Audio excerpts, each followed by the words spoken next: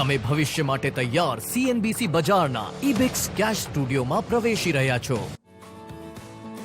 નમસ્કાર, CNBC બજારના ઇબિક્સ cache સ્ટુડિયોમાં આપનું સ્વાગત છે અને હું છું ઝરણા અલકંટી। આપને માટે લઈને આવી છું કોમોડિટી રિપોર્ટ।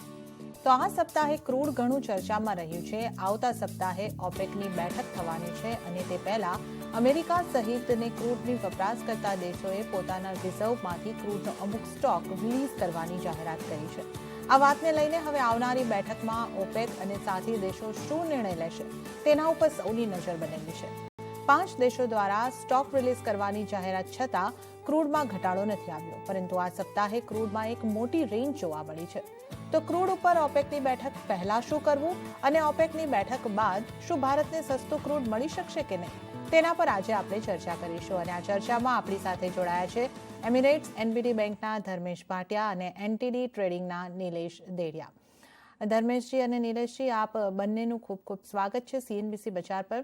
નિલેશજી, આપનાથી શરૂઆત કરવા માંગીશ કે ક્રૂડ ઉત્પાદક દેશો અને ક્રૂડને કન્ઝ્યુમ કરનારા દેશો વચ્ચે જાણે એક રીતનું ઘમાસાણ જ મંડાઈ ગયું છે। અમેરિકા, ભારત તેમજ અન્ય ટોટલ 5 સાથી દેશોએ રિઝર્વમાંથી સ્ટોક રિલીઝ કરવાનો નિર્ણય કર્યો, તો સામેથી ઓપેકના અમુક દેશો ઉત્પાદન ઘટાડવાની તરફેણમાં છે।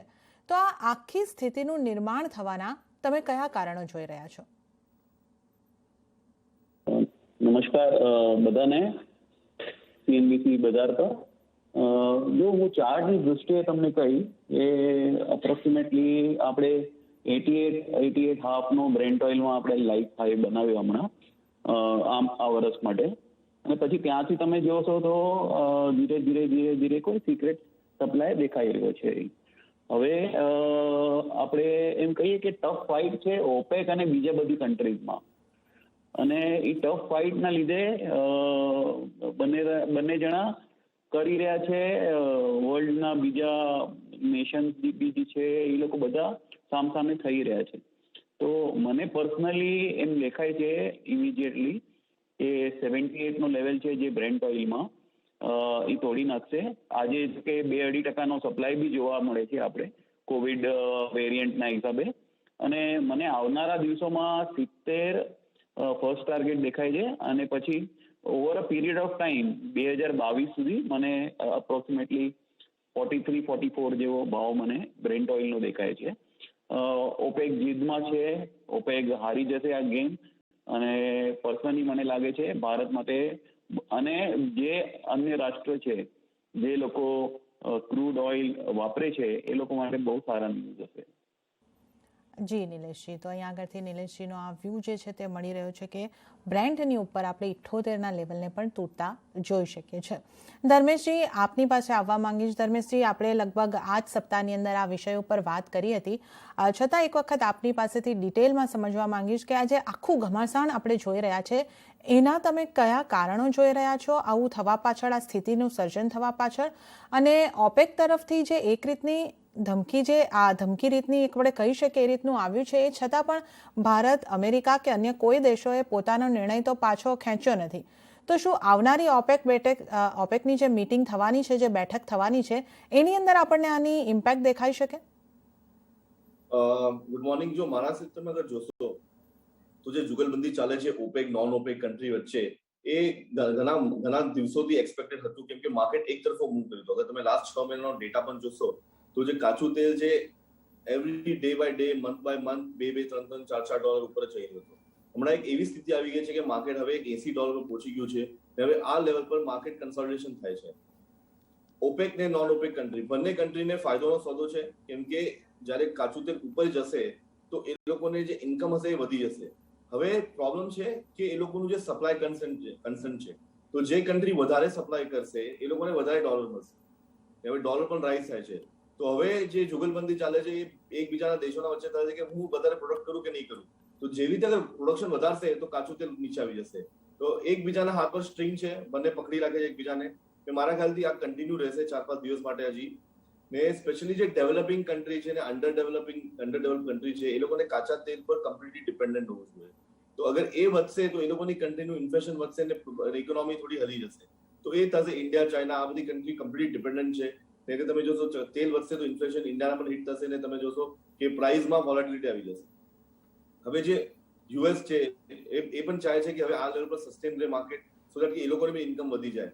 બટ હવે જ્યારે પ્રોડક્શન વધારશે તો તમે એક્સપેક્ટ કરજો કે માર્કેટમાં $4-5 ઘટાડો તમે જોઈ શકશો, એટલીસ્ટ 10% ફોલ કરંટ લેવલથી જોઈ શકશો. હું પણ સહેમત છું, મને પણ લાગે છે કે માર્કેટમાં $3-4 ઘટાડો તમે કરંટ લેવલથી જોઈ શકશો. એ ફ્લક્ચ્યુએશન્સ છે ને મારા હિસાબથી ઠંડીનો સિઝન છે એટલે માર્કેટ થોડું સ્ટેબલ છે. બટ જેવી રીતે જાન ફેબ માર્ચ ચાલુ થઈ જશે તમે માર્કેટમાં એક યુટર્ન જોઈ શકશો. તો હું રેકમેન્ડ કરીશ માર્કેટ નિવેશકોને કે વેટ એન્ડ વોચની સ્ટ્રેટેજી રાખે અગર જોને નિવેશ કરવું હોય. પણ જે સ્પેક્યુલેટર્સ છે એ લોકો માટે એક બેસ્ટ ઓપોર્ચ્યુનિટી છે. માર્કેટ બંને ડિરેક્શનમાં ફરશે. મેં આમાં શોર્ટ સાઇડમાં રહેજો, કેમ કે મને લાગે છે કે જે રીતે ઓપેક કમ્પ્લીટ ડિપેન્ડ છે કે થોડું પણ પ્રોડક્શન વધારવાની છે તો માર્કેટમાં એક સારું સેલ ઓફ આવી શકશે. એ સેલ ઓફમાં તમારે સારો પ્રોફિટનો ટ્રેડ રહેશે. બટ બુક પ્રોફિટ કરજો કન્ટિન્યુઅસલી ને માર્કેટ જમ્પ કરશે ત્યારે વેચજો. બટ લેવા માટે હું વેટ એન્ડ વોચની સ્ટ્રેટેજી રાખીશ, કેમ કે ડિસેમ્બર મંથ છે, પીક સિઝન ઠંડીનો રહેશે. એ ટાઈમ પર કાંઈ પણ ન્યૂઝ આવી ગયું માર્કેટમાં તો આ યુનિટ ડિરેક્શનમાં ફરીથી વહી જશે. તો wait and watch for position trades. Speculators તમે સેલ ઓન રાઇઝની સ્ટ્રેટેજી રાખો, સારો ટ્રેડ રહેશે, પ્રોફિટ. ઓકે, તો આખી રણનીતિ તમને અહીંયા આગળથી ડિટેલથી ધર્મેશજી જણાવી રહ્યા છે. ધર્મેશજી, હજી એક વસ્તુ છે મારે તમારી પાસેથી સમજવી છે કે ઓપેકને ઉત્પાદન વધારવા માટે એકચ્યુઅલી કયા પરિબળોની જરૂર પડશે? અત્યારે સપ્લાય વધારવા માટે ઓપેક જે છે તે તૈયાર નથી થઈ રહ્યું, તો એનું મુખ્ય કારણ શું? કારણ એ છે કેમ કે એ લોકોએ જે લોસ બુક કર્યું છે 2020માં એ લોકો કવર કરવા માંગે છે. એકદમ સિમ્પલ લોજિક છે. 2020માં તેલ નેગેટિવ વહી ગયું હતું ઓલમોસ્ટ. તો એ કારણે માર્કેટમાં ફરીથી રિબાઉન્ડ કરવા માટે ને કન્ઝમ્પશન વધારવા માટે તો તમે અગર ઓબ્ઝર્વ કરશો કે એ લોકોએ પોતાનું પ્રોડક્શન કમ્પ્લીટલી શટડાઉન કરી નાખ્યું સો દેટ કે પ્રાઇસ ફરીથી ઉપર આવી જાય. હવે પ્રાઇસ જ્યારે ઉપર આવી ગયું છે તો હવે એ લોકોને પ્રોફિટ કરવા માટે એ લોકોને પોતાનું સપ્લાય વધારવું પડશે. તો બધા દેશો અગર એકસાથે સપ્લાય વધારશે તો પ્રાઇસમાં ફરીથી કરેક્શન આવી જશે, જે એ નથી ઈચ્છતા. તો એ લોકો પોતાનું સપ્લાય ધીરે ધીરે વધારશે સો દેટ કે એ લોકોનો જે પ્રોફિટેબલ ફાયદો છે એ કન્ઝ્યુમ થતું જાય. યુએસ પણ એક સારો પ્રોડક્શન કન્ટ્રી છે, એ લોકોનું શેલ પ્રોડક્શન બહુ સારું છે, એ લોકો પણ ફાયદોનો સોદો જ છે. બટ હવે આ જે કન્ટ્રીઓ એકબીજાને હોલ્ડ કરી રાખે છે સો દેટ કે પ્રાઇસમાં ફોલ ના આવી જાય. અગર કોઈ કન્ટ્રી આવીને કહી દેશે કે હું મારું પ્રોડક્શન ડબલ કરી નાખીશ, તમે જો $4-5 ફોલ આવી જશે. તો આ જ છે આ સ્થિતિ, રણનીતિ એકબીજા સાથે પકડીને ચાલવાની એ જ ફાયદોનો સોદો રહેશે. કેમ કે જ્યારે માર્કેટમાં ખરાબ ટાઈમ હતું તો આ સ્થિતિ એ લોકોને સંભાળવી, કેમ કે પ્રાઇસને એ લોકોએ સ્ટેબલ કરીને ફરીથી 80 સુધી પહોંચાડ્યું છે. હવે આ લેવલ પર ટકવા માટે એ લોકોને હોલ્ડ કરવું જ પડશે. અગર નહીં કર્યું તો તમે જોશો કે માર્કેટમાં સારું ફોલ આવશે. ઓકે, તો આ તમામ કારણો છે જેને કારણે અહીંયા આગળથી આપણે ઓપેક તરફથી આ જે પ્રોડક્શનને લઈને પગલાં ઉઠતા, વધારવાને લઈને પગલાં ઉઠતા નથી જોઈ રહ્યા. નિલેશજી, તમારી પાસેથી એ જ સમજવા માંગીશ કે જે આખી પરિસ્થિતિ આપણે જોઈ રહ્યા છે એને જોતા, એને નજરમાં રાખતા ઓપેકની મિટિંગ પહેલાં અને ઓપેકની મિટિંગ પછી આપણે કઈ રીતની રણનીતિ ક્રૂડ માટે બનાવવી જોઈએ? એ જ આખા સમીકરણ તો બદલાઈ ગયા છે. જે નવા વેરિયન્ટ આવ્યા છે એની પાછળ તમે જોશો તો બ્રેન્ટ ઓઇલ અને ક્રૂડ ઓઇલ બંને 2% નીચે છે. તમે લાસ્ટ કોવિડ ફોલ જોશો તો બ્રેન્ટ ઓઇલ અપ્રોક્સિમેટલી $18 થયો હતો, ક્રૂડ ઓઇલ તો ઇનફેક્ટ માઇનસ થઈ જતો. તો ક્યાં સુધી તમે તમે કરી રાખશો? તમારું પાછું આ જે લોકડાઉનની સ્થિતિ આવી જશે. આજે સાઉથ આફ્રિકામાં તમારે નવું વેરિયન્ટ મળ્યું છે, જર્મની લોકડાઉનમાં છે, બીજા દેશો બી લોકડાઉનમાં આવશે, ટ્રાવેલિંગ પર પ્રતિબંધ આવી જશે. તો એ સંદર્ભમાં તમારું તેલ ક્યાં ખપશે? ઓપેક કોને વેચશે? ઓકે, તો મને પર્સનલી લાગે છે કે એમસીએક્સમાં અગર કોઈને વેચવું હોય તો 5600 તોડે ત્યારે એક સ્ટોપ લોસ નાખી અને એ વેચી શકે છે. ટ્રેલિંગ સ્ટોપ લોસ એનો 6000 નો રાખે અને my first target would be somewhere around 5100, એના પછી 4600 જેવો હોવો જોઈએ. અને to be very honest $78 Brent oil break કરશે તો 10% ફોલ તો તરત જ જોવા મળશે. 71 આવશે અને પછી 62 એ દેખાવામાં આવશે. અને ઓવરઓલ મારી રણનીતિ એમ જ છે કે સપ્લાય ઓપન તો યુએસમાંથી જ થશે અને યુએસમાં ભંડાર છે સપ્લાયનો અને ઓપેક બી સપ્લાય ખોલશે તો પછી બધાને વેચવું હશે તેલ. પછી લેવાવાળો બી તો હોવો જોઈએ ને કોઈ. અને વીકલી ચાર્ટ્સ પર ટ્રિપલ નેગેટિવ ડાયવર્જન્સ દેખાય છે. એટલે આર્ટિફિશિયલી ઇન્ફ્લેટ કરવામાં આવ્યું છે. જેમ જેમ પ્રાઇસ વધે છે એમ મોમેન્ટમ નથી વધતો. એ દેખાવામાં આવે છે. I will not be surprised if Brent oil in coming 3-4 years we will touch approximately $10 per barrel. ત્યાં સુધી બધું EV ને બધું આવી જશે એટલે $10 બી આવી શકે છે. 90 ની ઉપર હું આખું આ મારી સ્ટ્રેટેજી ચેન્જ કરી દેતી. 90 ની ઉપર અગર મંથલી ક્લોઝિંગ આવશે તો મારી આખી સ્ટ્રેટેજી ચેન્જ થઈ જશે. ઓકે, તો અહીંયા આગળ જે સપ્લાય આપણને વધતી જોવા મળે છે અને તો પછી માંગને લઈને પણ અહીંયા આગળ નવા કોરોના વેરિયન્ટ પણ આવી રહ્યા છે, તો માંગને લીધે પણ અહીંયા આગળથી ચિંતા બની રહી છે. તો આપણને ક્રૂડની અંદર એક ઘટાડો આવતો અહીંયા આગળથી ખાસો એવો ઘટાડો જોવા મળી શકે છે. આ તો રસપ્રદ ચર્ચા આપણી અત્યારે જારી રહેશે, પરંતુ અત્યારે સમય થઈ રહ્યો છે એક નાનકડો વિરામ લેવાનો. એ લઈશું નાનકડો વિરામ અને ત્યારબાદ આ ચર્ચાને આગળ વધારીશું.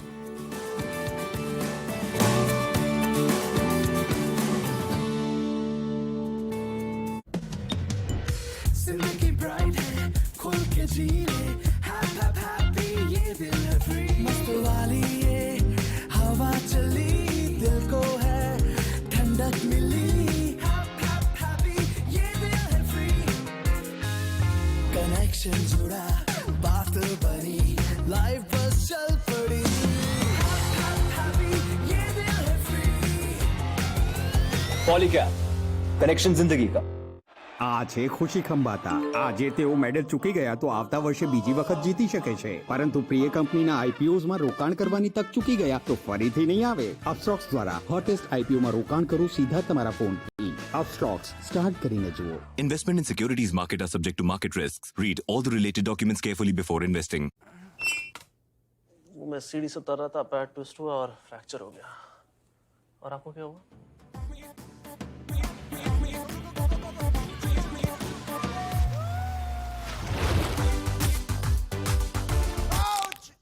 Same to same. खुल के जीने का बदल रहा है अंदाज मैक्स बूपा के नए अवतार के साथ. नीबा बूपा हेल्थ इंश्योरेंस.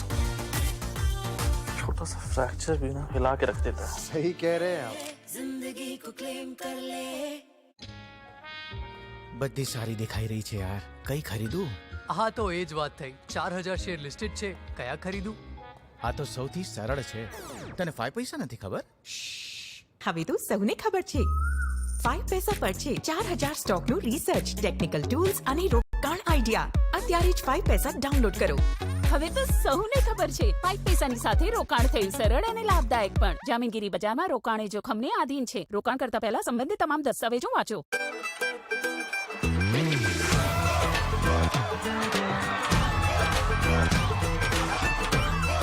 માન્યવર આ ગયા. ઘણા વખતથી મારું ઇન્ક્રીમેન્ટ પેન્ડિંગ છે. સીડીના પહેલા પડાવમાં છે તું, કાલે ટોપ પર હશે. એ કાલ ક્યારે નહીં આવે દોસ્ત. તમારી સાચી યોગ્યતા સમજવા વાળા હંમેશા કરે છે સીધી વાત, જેવી રીતે કરે છે IIFL finance. IIFL business loan ફક્ત 24 કલાકમાં પૈસા તમારી બેંકમાં. સરળ પ્રોસેસ અને ફ્લેક્સિબલ ટર્મ્સ. IIFL ફાઇનાન્સ, સીધી વાત.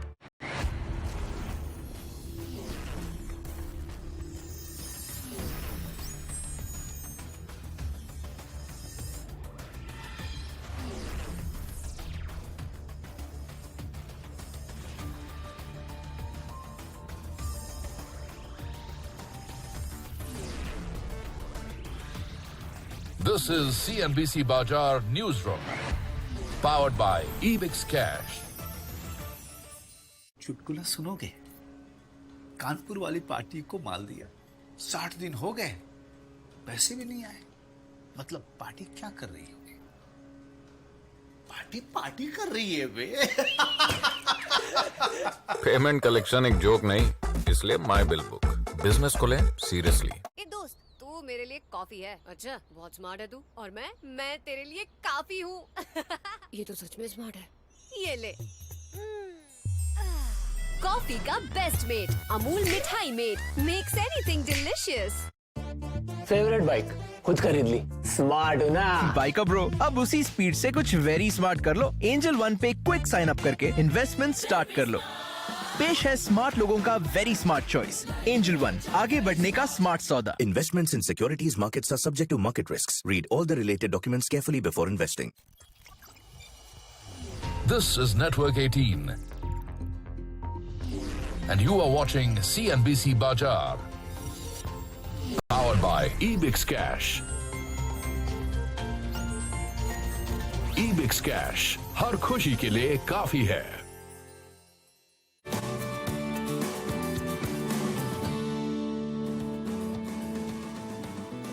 વિરામ બાદ આપનું ફરી એક વખત સ્વાગત છે અને હવે આપણે ક્રૂડને અંગે જે આપણે ચર્ચા કરી રહ્યા છીએ એ ચર્ચાને આગળ વધારીશું. આપણી સાથે જોડાયેલા છે ધર્મેશ ભાટિયા અને નિલેશ દેડિયા.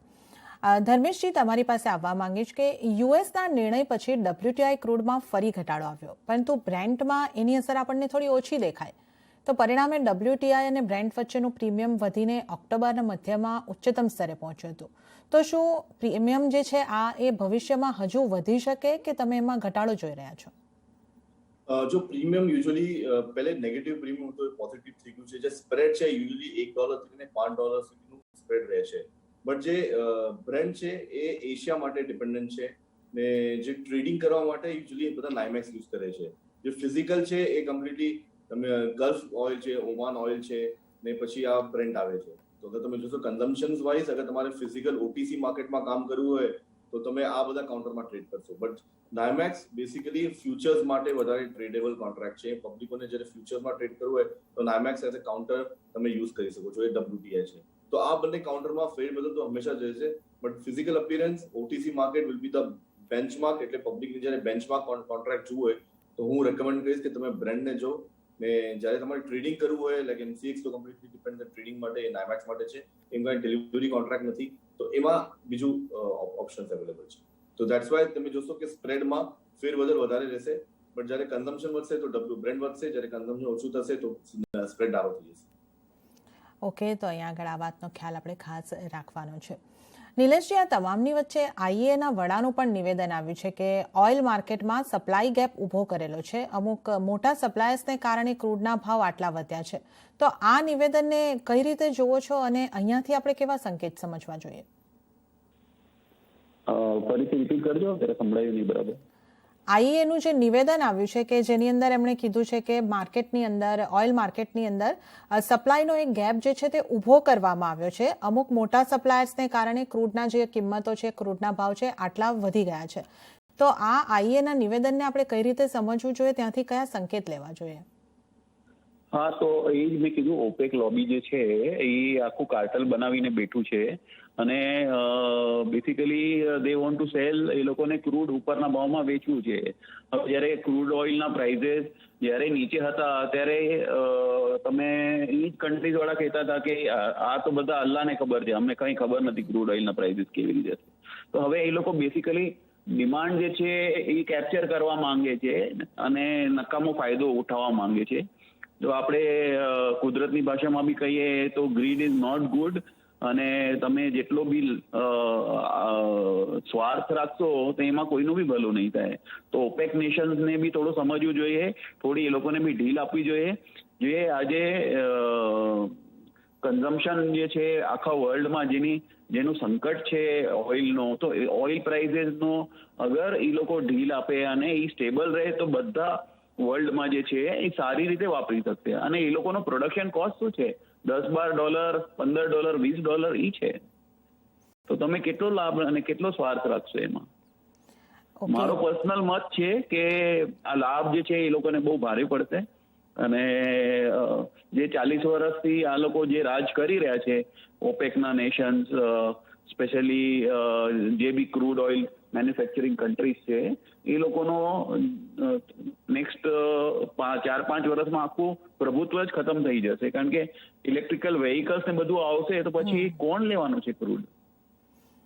બરાબર છે. તો અહીં આગળથી જે આપણે આખી સ્થિતિનું કારણ જોઈ રહ્યા છે, ખાસ કરીને જે ઓઇલ ઉત્પાદક કન્ટ્રીઓ છે ત્યાંથી એમને વધુ લાભ મેળવવાની જે મનોભાવના છે અહીંયા આગળથી થોડી દેખાઈ રહી છે. ધર્મેશજી, આપની પાસેથી એ પણ સમજવું છે કે આપણે ગુરુવારે ઇન્વેન્ટરીના આંકડા આવતા જોયા હતા. યુએસની ઇન્વેન્ટરીમાં વધારો થયો પણ ગેસોલિન અને ડિસ્ટિલેટની ઇન્વેન્ટરી ઘટી હતી.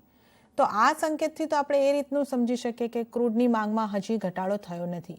તો આખી સ્થિતિને તમે કઈ રીતે જોઈ રહ્યા છો, ક્રૂડની ડિમાન્ડના સિનારીઓને? જો મારા હિસાબે ડિમાન્ડ તો હજી પણ રહેશે. ને જે રીતે ક્રોસ બોર્ડર્સ છે, જે બોર્ડર્સ ઓપન થાય છે તો એ કારણે ટ્રાવેલિંગ વધી જશે. ટ્રાવેલિંગ વધશે તો ડેફિનેટલી કન્ઝમ્પશન વધશે. ને પ્લસ હજી ઠંડીનો માહોલ છે, વિન્ટર હોલિડેઝ આવી જશે માર્કેટમાં, તો તમે જોશો કે પ્રાઇસમાં એક આર્ટિફિશિયલ બાઇંગ આવી જશે અને પ્રાઇસ સ્પાઇક થશે. તો આ વોલેટિલિટી ડેફિનેટલી તમે યર ઓન યર જોશો. આ યુઝ્યુઅલી બે વોલેટિલિટી, એક જૂન જુલાઈમાં હોય છે અને એક નવેમ્બર ડિસેમ્બરમાં હોય છે. નવેમ્બર ડિસેમ્બર ઠંડી હોય છે, જૂન જુલાઈ હરિકેન સિઝન હોય છે. તો આ બે કાઉન્ટર્સ હંમેશા ધ્યાન રાખજો નિવેશકોને કે આ 2 મહિના જ્યારે પણ માર્કેટમાં વોલેટિલિટી આવે તો કન્ઝમ્પશન એઝ સચ આર્ટિફિશિયલી ડ્રિવન થઈ જાય. એ જ છે ટેમ્પરરી સિનારીઓમાં માર્કેટ ટેમ્પરરી ફોર્મ રહેશે. હું એક્સપેક્ટ કરું છું કે કન્ટિન્યુ રહી શકે ફોર્મ, કેમ કે ઠંડી વધી ગઈ તો માર્કેટમાં સ્પાઇક મળશે નહીં તો માર્કેટ સ્ટેગ્નન્ટ રહેશે.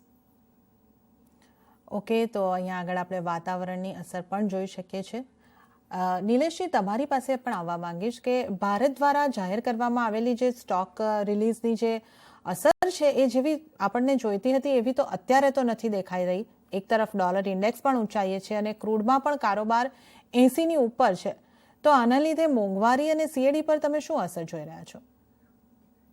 મોંઘવારી મારા હિસાબે ટેમ્પરરી છે. ક્રૂડ રિલેટેડ જે છે એ ટેમ્પરરી છે. બેસિક તો હમણાં નવો વેરિયન્ટ આવ્યો છે એના હિસાબે તો એક વખત તો ભાવ ઘટશે જ. અને ટુ એન એક્સટેન્ટ મને પર્સનલી લાગે છે કે ઠંડીના કે વિન્ટરના જે બી ભાવ છે એ આ પ્રાઇસિંગ છે એના વગર નેગેટિવ ડાયવર્જન્સ દેખાય નહીં ચાર્ટમાં. અને પર્સનલી લાગે છે કે બહુ કાંઈ એની મોટી અસર આવશે નહીં. આજે બોન્ડ યીલ્ડ બી તમે જુઓ તો આજે 1.5354 જેવો થઈ ગયો છે. તો એના હિસાબે પાછો એક નવી રણનીતિ બધા દેશો મળીને કરશે અને સ્પેશિયલી ફેડરલ રિઝર્વ કરશે કે હવે આગળ આપણે રણનીતિ શું કરવું, કે રેટ ટેપરિંગ કરવું કે નહીં કરવું, કે આપણે લિક્વિડિટીનું ફ્લો રાખશું કે નહીં રાખીએ. તો ઇનફેક્ટ મને એમ લાગે છે કે નેક્સ્ટ 8-10 દિવસોમાં પૂરી જે રણનીતિ છે આખી બદલાઈ જશે. કદાચ હું તમારી સાથે 15 દિવસ પછી બેસીશું તો તમને એમ દેખાશે કે આ $10 તો ઓલરેડી ઘટી ગયો છે. ઓકે, ધર્મેશજી, આના ઉપર હું તમારો પણ મત લેવા માંગીશ કે મોંઘવારી અને સીએડી પર તમે કેવી અસરો જોઈ રહ્યા છો? જો મારા હિસાબથી તો ડેફિનેટલી હું ઇન્ડસ્ટ્રી એગ્રી કરું છું, બટ વોલેટિલિટી નવેમ્બર ડિસેમ્બર મહિનામાં હું કોશિયસ ઓલવેઝ રહીશ, કેમ કે માર્કેટમાં ઠંડીનો સપોર્ટ છે. હવે જે સ્પ્રેડ ગેમ છે કમ્પ્લીટલી હવે ડિપેન્ડ છે કે માર્કેટમાં જે ઓપેક ને નોન ઓપેક કન્ટ્રી કેવી રીતે પોતાના કાર્ટલના ફરાવે છે. તો વોલેટિલિટી કમ્પ્લીટલી એના ઉપર ડિપેન્ડન્ટ છે અને નાકી માર્કેટ તમારે હવે આર્ટિફિશિયલ ડ્રિવન થશે, આ માર્કેટમાં કોઈ સપોર્ટ મળશે.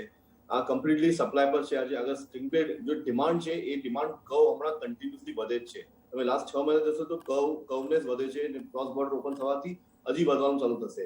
હવે ડિમાન્ડ છે અને સપ્લાય અગર એ લોકો પકડી રાખશે તો આ જે પ્રાઇસ છે એ કન્ટિન્યુ વધતી જશે જ્યાં સુધી કોઈ કાર્ટલમાં ક્રેક ના આવે.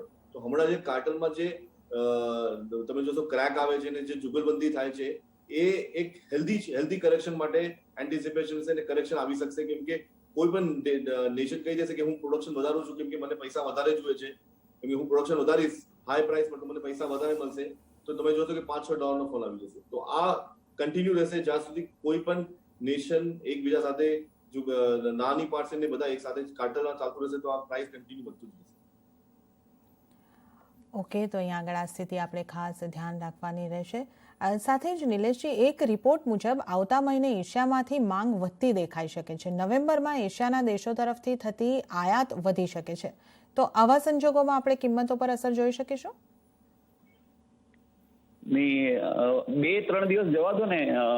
2-3 દિવસમાં ઘણી બધી ચીજો ઉથલ-પથલ દેખાવામાં આવશે. કારણ કે આજે તમે જોશો એશિયામાં અક્રોસ એશિયા પેનિક છે. હું અગર ઇન્ડાઇસીસની વાત કરીશ તો નિકાઈ, હોંગકોંગ, બધી કન્ટ્રીઝમાં આજે ફોલ દેખાઈ રહ્યો છે. તો બધે કન્સર્ન છે. હોંગકોંગમાં બી આ વેરિયન્ટ મળ્યા છે, સાઉથ આફ્રિકા વાળા જે ટ્રાન્સપોર્ટ થયા છે એ. તો લેટ્સ કીપ ફિંગર્સ ક્રોસ. મને પર્સનલી દેખાય છે કે ઓઇલના ભાવ ઘટી જશે અને ડિમાન્ડ જે છે એ બી હલકી થશે, કારણ કે બધા કોશિયસ થઈ જશે.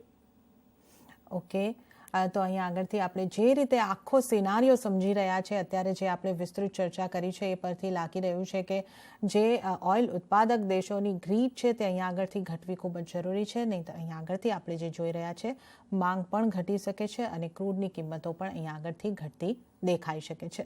તો આ આખી ચર્ચા આપણે અહીંયા આગળ કરી. ધર્મેશજી અને નિલેશજી, આપ બંનેનો ખૂબ ખૂબ આભાર. આ રસપ્રદ ચર્ચામાં તમે અમારી સાથે જોડાયા અને આપનો કિંમતી મત અમારી સાથે શેર કર્યો. આપનો ખૂબ ખૂબ આભાર. તો આ સાથે જ આ વિશેષ રજૂઆતમાં પણ હાલ પૂરતું આટલું જ. મને પણ આપશો રજા, પરંતુ આપ જોતા રહો CNBC બજાર. નમસ્કાર.